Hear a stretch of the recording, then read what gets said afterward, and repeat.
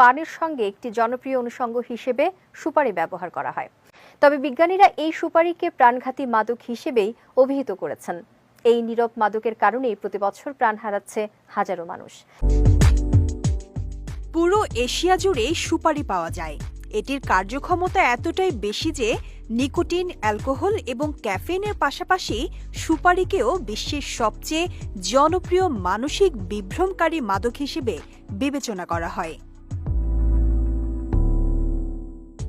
যদিও নারী এবং শিশুসহ অনেকেই এটি ব্যবহার করেন, তবে গাড়ি চালানো, মাছ ধরা কিংবা নির্মাণ কাজের মতো কর্মকাণ্ডে দীর্ঘ সময় জেগে থাকার জন্য কর্মক্ষম পুরুষদের মাঝেই সুপারির ব্যবহার বেশি দেখা যায়।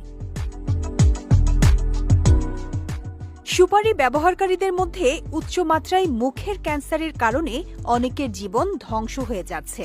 এমনকি প্রথমবার সুপারি ব্যবহার